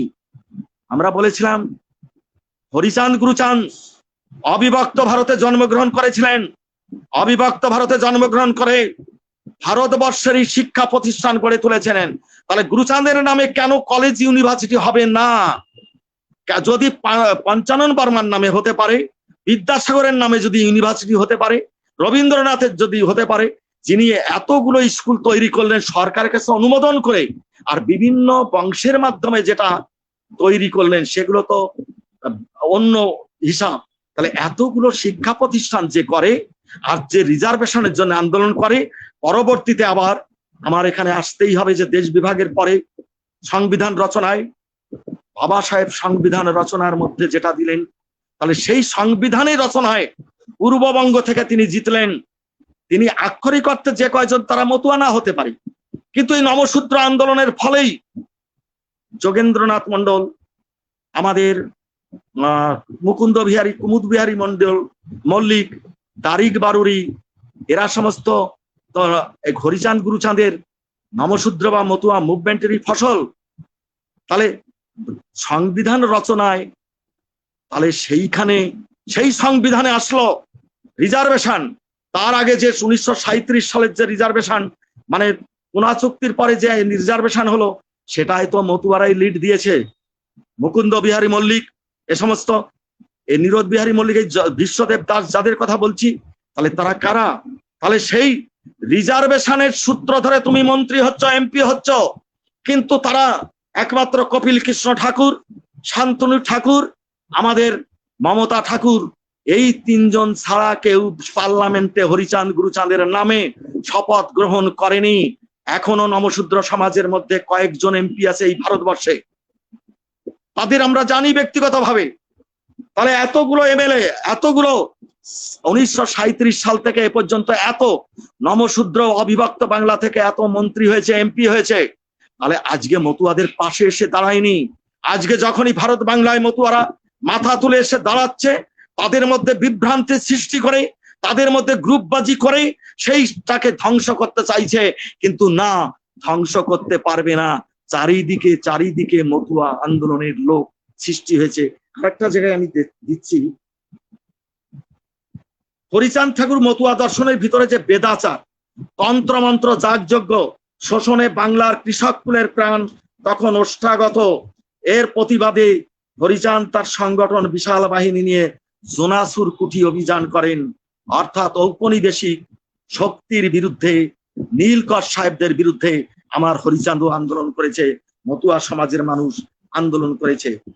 আর একটা উদ্ধৃতি দেব, তখন কোথায় ফরিদপুর আর কোথায় গোপালগঞ্জ আর কোথায় তার শেষ বয়স গুরুচাঁদ জাতীয় পর্যায়ে পৌঁছে গেছে তার আন্দোলনের কথা। সেখানে দেখুন, এই কৃষক আন্দোলনে গুরুচাঁদ কতটা জনপ্রিয়, গ্রহণযোগ্য উঠেছিলেন। 1933 সালে ঘাটালে অনুষ্ঠিত বঙ্গীয় প্রাদেশিক কৃষক সম্মেলনের 5ম অধিবেশনের জন্য যে বিভিন্ন পত্র পত্রিকায় প্রচারিত বিজ্ঞপ্তি থেকে তা জানা যায়, সে বিজ্ঞপ্তিটি নিম্নরূপ। এইবার সে বিজ্ঞপ্তি মানে ওটা আমরা 1996 সালে আমাদের সমাজেরই এই দেশি নমশূদ্র তারাপদ সাঁতরা তার কাছ থেকে রক্ষিত ছিল, তিনি মারা গেছেন, অনেক বইয়ের লেখক তিনি, এটা তার কাছে সংরক্ষিত ছিল, আমাদের কপিল কৃষ্ণ ঠাকুর তার কাছ থেকে পান। প্রাদেশিক কৃষক সম্মেলন মানে যেটা সেই সময় যে বিজ্ঞপ্তি যে লিফলেট বেরিয়েছিল সেখানে রয়েছে প্রাগদেশিক কৃষক সম্মেলন আগামী 5ই চৈত্র রবিবার মেদিনীপুর জেলার ঘাটাল শহরে বঙ্গীয় প্রাদেশিক কৃষক সম্মেলনের 5ম বাৎসরিক অধিবেশন হইবে। শ্রী অতুল চন্দ্র গুপ্ত, মৌলানা আলী আহমেদ ইসলামবাদী, ডাক্তার ভূপেন্দ্রনাথ দত্ত অর্থাৎ বিবেকানন্দের কনিষ্ঠ ভ্রাতা, শ্রীযুক্ত হেমন্ত কুমার সরকার, মৌলভী আফতাবউদ্দিন চৌধুরী, বাংলার নমশূদ্র নেতা গুরুচরণ ঠাকুর প্রমুখাত বহু নেতা ও কর্মীগণ সম্মেলনে উপস্থিত থাকবেন। এই ছিল। তাহলে বলুন যে গুরুচাঁদ ঠাকুর কৃষক আন্দোলন, তাহলে ইহ কল্যাণের জন্য বেদান্তে বলছে জগৎ মিথ্যা। আমাদের গুরুচাঁদ বলে জগৎ মিথ্যা হতে পারে না, এটা আমাদের মানুষের মধ্যে ঢুকিয়ে দিয়ে যাতে আমরা অধিকার সচেতন না হতে পারি, আমরা যাতে আমার অধিকার সম্পর্কে আদায় করতে না পারি, তার জন্য আমাদের ধর্মের আপিং দিয়ে সেই আপিং থেকে মুক্ত করার জন্য আমার গুরুচাঁদ ঠাকুর, হরিচাঁদ ঠাকুর তাই বলেন জগৎ মিথ্যা হতে পারে না। তাই তো ইহ কল্যাণ আর অধ্যাত্ম কল্যাণ যদি বোঝেন তাহলে দ্বাদশ আজ্ঞা পাঠ করলে আমরা তো তার ধর্মতত্ত্ব পাচ্ছি। তাহলে সেখানে কোনটা? আমার একজন বলেছিল 1980 সালে, আমি তখন MA পড়ি ক্যালকাটা ইউনিভার্সিটিতে। ঘটনাটা বলি, আমাদেরই নমশূদ্র সমাজের বরিশালের সাধক বংশ, সেই সাধক বংশের নামটা বলবো না, আমাকে বলছে কি বাবা তুমি একটু দীক্ষা টিক্ষা নাও। তা আমার মা বলেছে আমার ছেলের গলায় তো আচার মালা আছে, তা আপনারা কি জন্য বলছেন? আমাকে দেখে বলছে কি বাবা ও তো নমশূদ্রই ঠাউর, মুখ ব্যাংসায় করছে। আর আমার গা গেল জ্বলে। আমি বলছি আপনি গেজেটেড অফিসার, আপনি বলছেন যে পিয়ার ঠাকুরের শ্বশুর বংশ, আমি সাধক গোষ্ঠীর, তাহলে নমশূদ্রদের মুক্তির জন্য আপনি যে গেজেটেড অফিসার 3টে ছেলে মেয়ে চাকরি করে, কে লড়াই করেছিলেন? আপনার অমুক ঠাকুর। আমার তা তো করেননি, তাহলে আপনি বরঞ্চ এই সমাজে চলে আসুন। তাহলে অধ্যাত্ম কল্যাণের কথা বলে, অধ্যাত্ম মুক্তির কথা বলে আমাদের শোষণ করে। আমার গুরুচাঁদ ঠাকুরকে সামনে রেখে আজকে আমরা এগিয়ে যাব। আমার আরেকটা কথা আমার মনে পড়ছে এই সুযোগে, যে আমরা রেনেসাঁসের ফসল, তাহলে কোন রেনেসাঁসের ফসল? হেগাই হালদারের রেনেসাঁসের ফসল, মুকুন্দ বিহারীর ফসল, হরিচাঁদ গুরুচাঁদের ফসল, আমার পিয়ার ঠাকুরের ফসল, আমার যোগেন মণ্ডলের ফসল। আমার এই ফসলের মধ্যে সেই চর্চাটা যদি আমরা না করি, আমরা চর্চা করতে গিয়ে আমরা ফিল্ড ওয়ার্ক না করে, আমার মানুষ আমাকে যখন আমি PhD করি বলে কি বিরাট তুই এত পড়াশোনায় ভালো, এত তোর তুই ফার্স্ট ক্লাস পেয়েছিস এই যুগে, আর তুই কিনা এইটা নিয়েই করলি। আমি তাকে দেখা, আমারই নমশূদ্র ছেলে বলছে সেদিনকে দেখা হয়েছিল যে তুই কোথায় আছিস? আজকে নমশূদ্র বা মতুয়াদের প্লাবন সারা ভারতে চলছে, বাংলাদেশে চলছে। আর আজকে সেই 80 সাল থেকে 78 সাল থেকে যদি এই আন্দোলনগুলো না করা হতো তাহলে কোথায় যেতাম? আজকে আমাদের গর্ব করি, অন্যান্য কমিউনিটির লোকরা আমাদের যেমন হিংসা করে কিন্তু তারা আমাদের সম্মান করে। আর সারা নমশূদ্র মতুয়া সমাজ, আমার সহকর্মী ছিল তারা কিন্তু নমশূদ্র নয়, সে বলছে কি স্যার আমি তো মতুয়া, তারা হলো রাজবংশী, সে হলো এখন যাদবপুর ইউনিভার্সিটির অধ্যাপক সন্তোষ বিশ্বাস। তাহলে এই যে বিভিন্ন কমিউনিটিকে, সংখ্যাগরিষ্ঠ মানুষকে একটা মানব দেহের একটা অংশে ধরুন পচন ধরেছে, ডাক্তারের কাজ হলো সেই অংশটার পচন থেকে মুক্ত করা। তাহলে সেই ডাক্তারকে কি বলা যাবে যে তুমি সাম্প্রদায়িক? তাহলে ভারতবর্ষের সমাজ ব্যবস্থায় যে পচন ধরেছিল তার বৃহত্তর অংশের মুক্তির জন্য, আর তুমি মুক্তির জন্য করেছো 5% মানুষের। তাহলে রামমোহনকে চিনবে, বিদ্যাসাগরকে চিনবে, বিবেকানন্দকে চিনবে, আর আমার কয়েক কোটি মতুয়া, আমার লক্ষ লক্ষ নমশূদ্র, তাদের ব্যথা জাগে না। তাই তো এখানে বোম্বে থেকে আরম্ভ করে আমাদের আন্দামান থেকে আরম্ভ করে 17টা রাজ্যের মতুয়ারা আজকে জোটবদ্ধ, তাদের মধ্যে বিভ্রান্তি আছে কিন্তু তারা আজকে বাংলাদেশ। আজকে আমার খুব দুঃখ লেগেছিল কয়েক মাসের আগের ঘটনায়, যে হায় রে সোনা দিচ্ছি দানা দিচ্ছে, তুমি কার সম্পত্তি দান করছো? হরিচাঁদ গুরুচাঁদের সম্পত্তি। সেই দান করার ফলে ব্রাহ্মণের পেট মোটা করছো। বোকা জাতি নমশূদ্র নীতি নাহি জানে, শ্রাদ্ধে বিবাহেতে খরচ করে কুতূহলে, বোধহয় এরকম লাইনটা। তাহলে আজকে আমার হরিচাঁদ তার দ্বাদশ আজ্ঞা, হ্যাঁ দ্বাদশ আজ্ঞার মধ্যে আমি বলেছি আমি গবেষণা সূত্রে বিনয়ের সঙ্গে বলছি 1916 সাল না 1323 বঙ্গাব্দ 1331 বঙ্গাব্দে এই বিষয়টা আমাদের জানা দরকার যে গুরুচাঁদ ঠাকুরের আমলে ওই ব্রাহ্মণ তত্ত্ব কিন্তু গুরুচাঁদ ঠাকুরের, আমাদের ঠাকুর বাড়ির কেউ কেউ গর্ব করি আমার পূর্বপুরুষ ব্রাহ্মণ ছিল। তাহলে ব্রাহ্মণ যদি থাকবে হিন্দু মানে পূর্ব পুরুষতান্ত্রিক সমাজে, তাহলে চন্দ্রমোহন ঠাকুরের তাহলে বংশধর রাজলক্ষ্মী দেবীকে বিয়ে করার পরে তাহলে তো তারা নমশূদ্র হতে পারে না। আমার মাস্তুতো বোন এমএলএ ছিল, সে তো মিলিহীরা, তাহলে মিলিহীরার তো বিয়ে হয়েছে ব্রাহ্মণের সঙ্গে, তার ছেলে মেয়ে তো সে মুখার্জি টাইটেল পেয়েছে।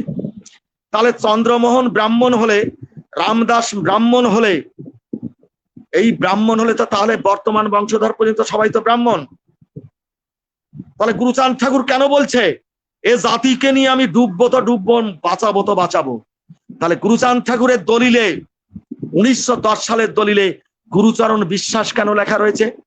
তখন গুরুচাঁদ ঠাকুর, হরিচাঁদ ঠাকুর, এমনকি 1909 সালের যে পত্রিকাটা আমি পেয়েছি নবশূদ্র শরীর, আপনাদের জানার জন্যই আমি বইয়ের মধ্যে তার ফটোকপি করে পাঠিয়েছি, যে রাজনীতি, কৃষি, ধর্ম, বাণিজ্য, সাহিত্য সংস্কৃতি বিষয়ক মাসিক পত্রিকা।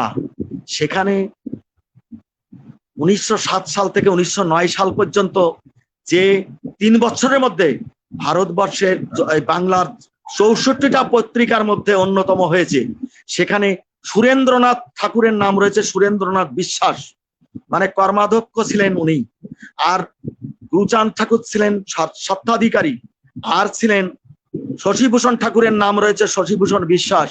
শশীভূষণ ঠাকুরের চাকরি হয় শশীভূষণ বিশ্বাস নামে, তার পড়াশুনো হয়।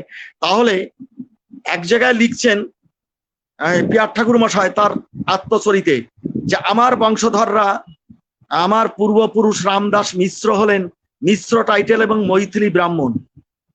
তাহলে 1937 সালে রিজার্ভেশন ভোগ করছো, কপিল ঠাকুর রিজার্ভেশনে দাঁড়ালেই বনগা কেন্দ্রে যে সাংবাদিক সম্মেলন হয়েছিল, মানে উনি তখন আমি আর নন্দদা গিয়ে বলেছিলাম এটা হলো হেজিওগ্রাফি অ্যান্ড বায়োগ্রাফির দৃষ্টিতেই করতে হবে, এটা ত্রিপিটক, বাইবেল, আমাদের এই চৈতন্য চরিতামৃত, চৈতন্য ভাগবত, এগুলো হলো চরিতামৃত, এটা চরিত সাহিত্য নয়, জীবনী সাহিত্য নয়।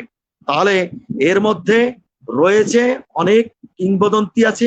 তাহলে অরিজিনালি কিন্তু ঠাকুর বংশ, নমশূদ্র বংশ এবং দলিত তখন কিন্তু 1914 সালে, এই 2014 সালে সাংবাদিকদের সামনে আমরা তখন বলেছিলাম, কেস একটা প্রশ্ন উঠেছিল যে উনি যদি হরিল্লামিতে দেখি যে বংশ রয়েছে বংশলতিকায় ব্রাহ্মণ, তাহলে আমি এই 2012 সালে বা 2017 সালেও প্রস্তাব নিয়েছিলাম যে হরিল্লামিতের মধ্যে আর একটা বিষয় রয়েছে। তাহলে ব্রাহ্মণের আমি এইবার একেবারে পরপর দেখিয়ে দিয়েছি।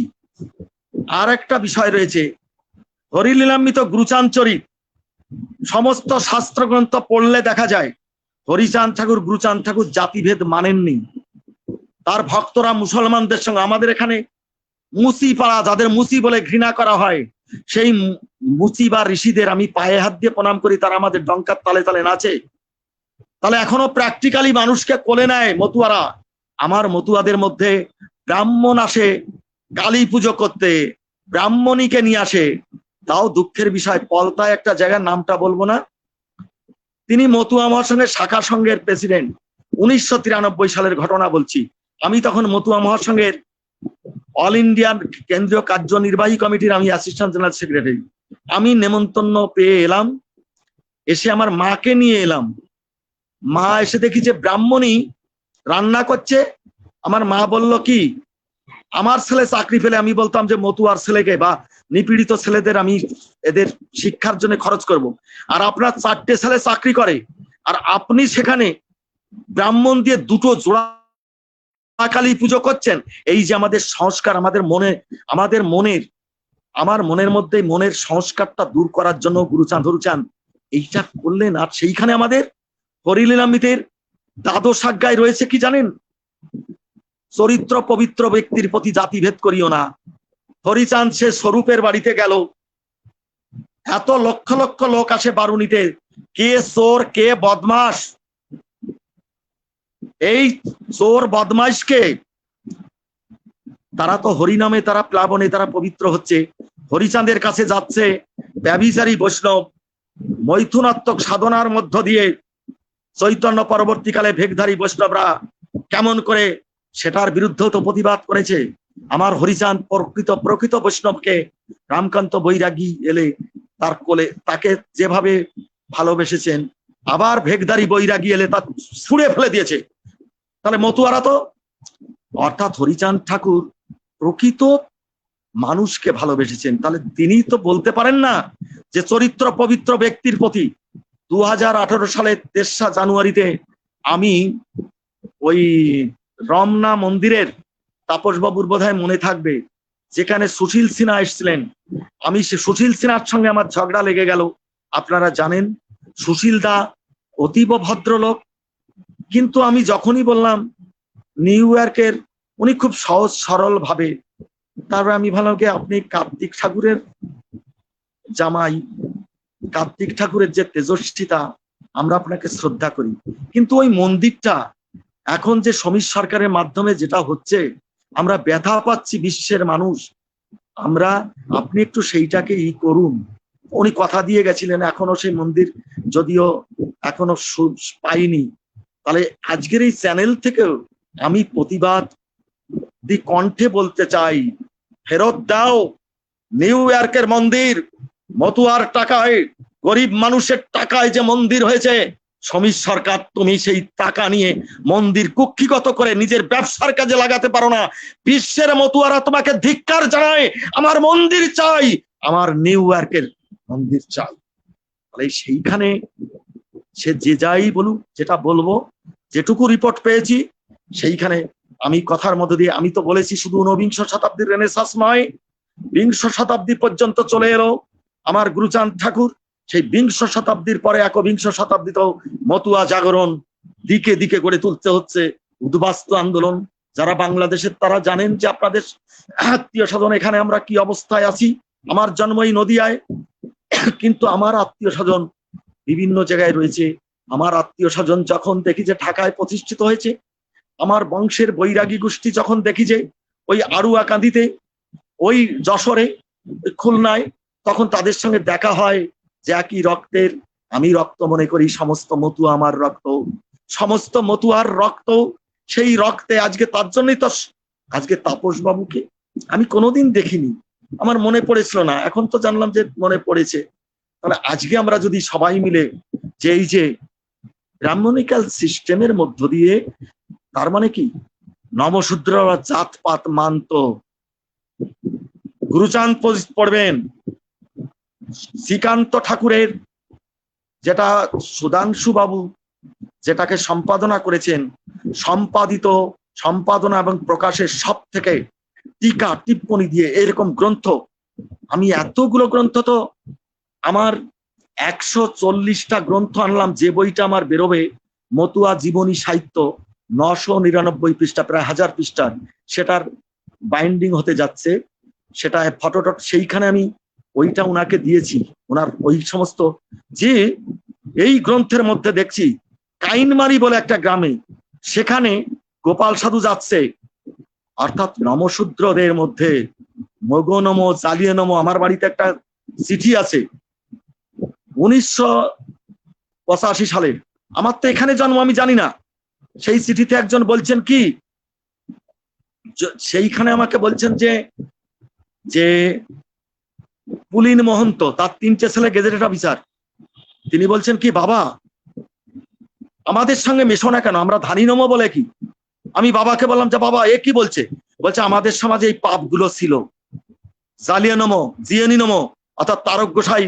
তাহলে তার তারক গোসাই তো থাকে না, এইখানে হচ্ছে ধানি নমো, বিজয় সরকারের সাক্ষাৎকার নিয়েছিলাম। বিজয় সরকার বলল যে আমি রসিক সরকারকে কবি গান শিখিয়েছিলাম বলে ডুমুন্দির যশোরের এই নমশূদ্ররা আমাকে 6 বছর একঘরে করে রেখেছিল যে তুমি ধানি নমকে কেন খাওয়াচ্ছ।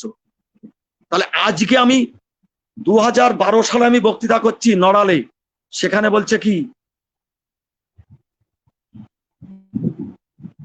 এই যে কিডা শোনো ফোন করতেছে এইগুলো কর, তাহলে ফোন আসলে কাটিয়ে দে, আমি তো এই সময় জানি না, তাহলে কথা বলতে পারতেছি না।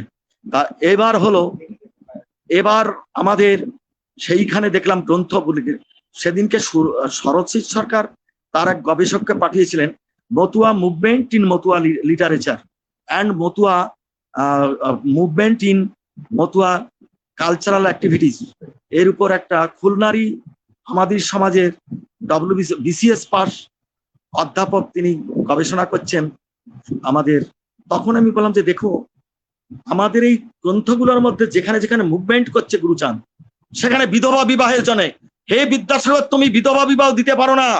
আমার গুরুচাঁদের নির্দেশে, আমার দেবী চাঁদের মাধ্যমে, গোপাল চাঁদের মাধ্যমে, বিপিন চাঁদের মাধ্যমে, এমনকি বিজয় সরকারও বিধবা বিবাহ দিলেন। তাহলে সেইগুলো কি আমাদের পাথেও নয় যে আমরা তাহলে গুরুচাঁদ হরিচাঁদকে তুলে ধরাবো আজকে? তাহলে সেইখানে এই পাপ, আমাদের যে জাতপাত, আমাদের যে কুড়ে কুড়ে কায়স্থ ব্রাহ্মণ আমাকে ঘৃণা করেছে, আমি মুসিকে ঘৃণা করি, আমি অমুককে ঘৃণা করি, এই বিভেদ না করে আমরা বিশ্বের মতুয়াকে, বিশ্বের মানুষকে ভালোবাসবো, আমরা বিশ্বের মানুষকে এগিয়ে নিয়ে যাব। এই কটা কথা বলবো। এইখানের কথা বলে আমি আমার বক্তব্য ইতি টানছি। আপনাদের আমার শ্রদ্ধা, আমার ভালোবাসা, আমার প্রণাম, আমার নমস্কার এখানে আমি জানাই। বলুন।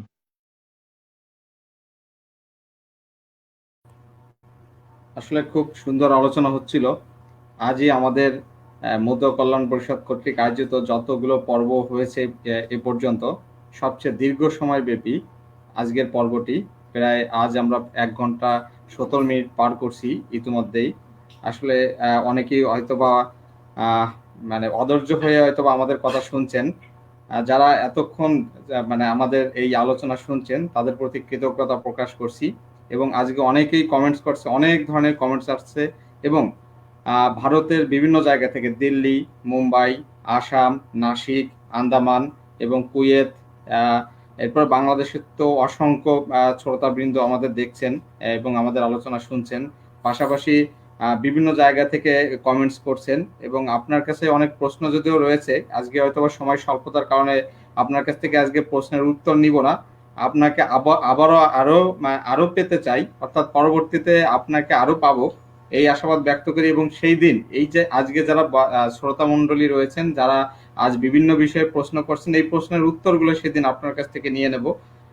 তো অনেকেই বলছেন যে মানে আপনাকে প্রণাম জানিয়েছেন, আপনাকে ধন্যবাদ জানিয়েছেন এবং আপনার আলোচনা শুনতে চেয়েছেন দীর্ঘক্ষণ ধরে। এবং অনেকে কুয়েত থেকে কমেন্টস করছে যে আলোচনা চালিয়ে যাক, আমরা অনেকেই একসাথে বসে শুনছি আলোচনা। তো আশা করি আপনার এই আলোচনা যদি এরকম ভাবে ধারাবাহিকভাবে আমরা যদি মতুয়া সমাজের মধ্যে ছড়িয়ে দিতে পারি, তাহলেই আমরা কিন্তু আমাদের এই মতুয়া ধর্মকে একটি স্বতন্ত্র ধর্ম হিসেবে প্রতিষ্ঠিত করতে পারবো। আমার যে ইচ্ছা, সত্য কথা আজ আপনাকে সাক্ষী রেখে বলতে হচ্ছে যে মানে আমার যে মূল উদ্দেশ্য ছিল, সেই উদ্দেশ্যের দিকে আমি আসলেই মানে মতুয়া কল্যাণ পরিষদ আসলেই সেদিকে এগোচ্ছে আপনাদের আলোচনার মাধ্যমে। যে আমার মনে হয়েছিল যে অনলাইনে বসে এবং বিশ্বের মানুষ, আমরা অনেক সময় আন্দোলন করে থাকি বা অনেক আলোচনা সভা করে থাকি, যে আলোচনা সভায় হয়তো অল্প কিছু সংখ্যক লোক থাকে, আপনাদের আলোচনা অল্প সময়ের মধ্যে শেষ করতে হয়, বিভিন্ন বিশৃঙ্খলার মধ্যে অনেকে শোনে কি শোনে না। তো আমার ইচ্ছা ছিল যে এই অনলাইনের মাধ্যমে সারা বিশ্বের মানুষকে আলোচনা পৌঁছে দেওয়া। তো আমি মনে হয় যে সেই দিকে পৌঁছাচ্ছি এবং আমরা সফলতার দিকে পৌঁছাচ্ছি। এবং আপনার এই আলোচনার মাধ্যমে এবং আপনারা যে বিশিষ্ট ব্যক্তিরা এই অনলাইন আলোচনা আসছেন এবং সেই আলোচনা অনেকে শুনছেন এবং মতুয়া ধর্ম সম্পর্কে অনেক জ্ঞান অর্জন করতে পারছে। আমি এর জন্য কি বলবো, আপনাদের যে দীর্ঘ জীবন ধরে আপনারা যে গবেষণা করেছেন, সেই গবেষণালব্ধ জ্ঞান আমাদের দিচ্ছেন, এর জন্য আমরা মতুয়া সমাজ, মতুয়া ধর্মের যারা অনুসারী, তারা চিরকৃতজ্ঞ হয়ে থাকবো। আপনাদের আজকে অতিথি হিসেবে আপনাকে পেয়েছি, এটা আমাদের অনেক আনন্দের বিষয়। আপনাকে আসলে ধন্যবাদ জানাতে পারবো না, কারণ আপনাকে ধন্যবাদ বলতে গেলেও সেটা আমাদের আমার মনে হবে যে সেটা লজ্জার বিষয়। তবে আমরা খুবই আনন্দিত এবং পুলকিত এবং গৌরবান্বিত যে আপনি আমাদের সমাজের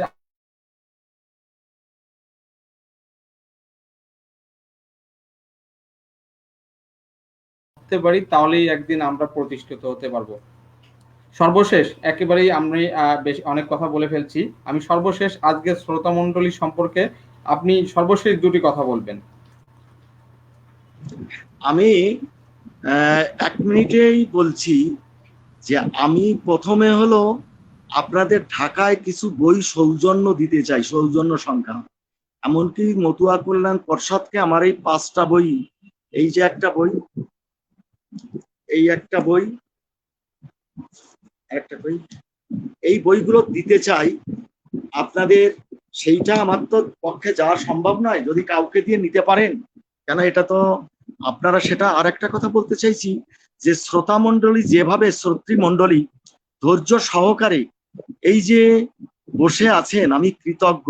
এবং এরপরে যদি কোনোদিন সময় হয়, আমি ভারতীয় সমাজ ব্যবস্থা, ধর্ম ব্যবস্থায় বেদ থেকে আরম্ভ করে 19 সেঞ্চুরির ধর্ম ব্যবস্থায় হরিচাঁদ গুরুচাঁদ বা মতুয়া ধর্মের মাধ্যমে আমরা কি পেলাম, সর্ব পৃথিবীর দর্শনের মধ্যে মতুয়া দর্শন কি করে স্থান করে নিয়েছে, এই বিষয়টা আমি আপনাদের জানাবো। কিন্তু আজকে যে আমি যে আপনাদের কাছ থেকে যে শুভেচ্ছা পেলাম, অভিনন্দন পেলাম, আমাকে নিয়ে যেভাবে, আমি এতটা আশা করিনি। সে তো আমি আমার যে যারাই আছেন সবাইকে আমি দেখতেও পেলাম না যে কে কে আছেন। আমার যদি এখানে কি উৎপল আছে, যদি উৎপল এরা যদি থাকে খুব আমার, কেননা আমার সামনে তো আপনিই শুধু একা আছেন, আর কাউকে দেখতে পাচ্ছি না। আমি যেখানে বক্তৃতা করি সেখানে তো আমি সেমিনারে, তাহলে সেইখানে আমারও অস্বস্তি লাগছিল। কিন্তু আপনি মাঝে মাঝে যেভাবে সঙ্গ দিয়েছেন, আপনাকে আমি কৃতজ্ঞতা জানাচ্ছি।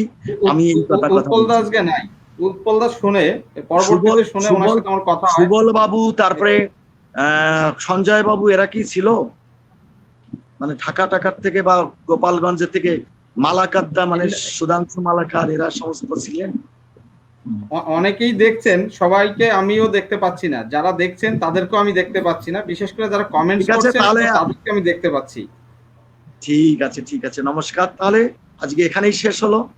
মধুরেনা সমাপয়ে আর একটা গান দিয়ে 1 লাইনে, সখী দেখ সে এক সোনার মানুষ এসেছে, অমানুষ কোন দেশে ছিল কার সাথে,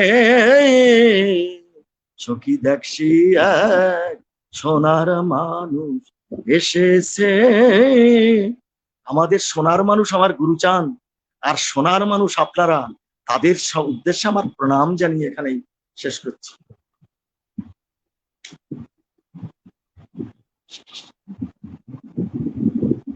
ঠিক আছে, ছেড়ে দিয়েছে ওরা।